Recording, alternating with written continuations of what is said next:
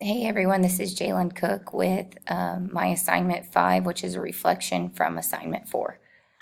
My unit was over functions in 8th grade math. So the first question about how did the task yield appropriate evidence of understanding, I kind of went through and recapped my days just a little bit to hit on the objectives. But in day 1, we were demonstrating an understanding of a definition of a function by looking at different representations.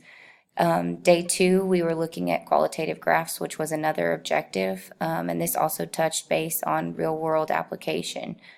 Day 3, they took a quiz to demonstrate and show the level of understanding. That way I could reassess learning to see if I needed to do something else in regards to reteaching. And then day 4, they worked on task cards to determine the rate of change.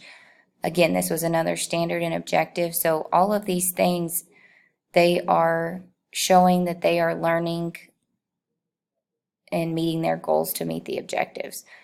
Day 5, they showed their knowledge by demonstrating on Math Excel. And then day 6 and 7, this was where they actually got to apply their knowledge to do something creatively on Canva. And then day 8 was the review, and day 9 was the summative written test. All of these things really met the goals of demonstrating their evidence of understanding, and I tried to keep it short and sweet because I didn't want to overwhelm them and pack too much into these days. So we kept it short and tried to reach a goal every single day. So the real-world application of knowledge, skill, and understanding, I tried to pick tasks that were all involving real-world scenarios.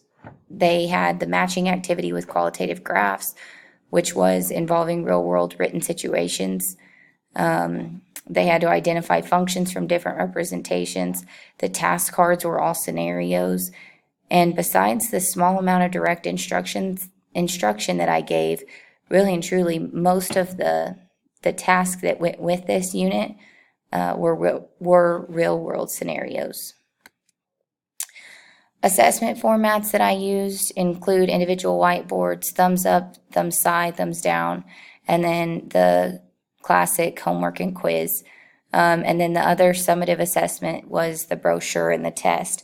I try to give students an opportunity to demonstrate their knowledge other than through just written quizzes and tests, and I think that the brochure was a great way for them to do that. I give students an opportunity to assess themselves by rating themselves like we talked about with thumbs up and thumbs side, thumbs down.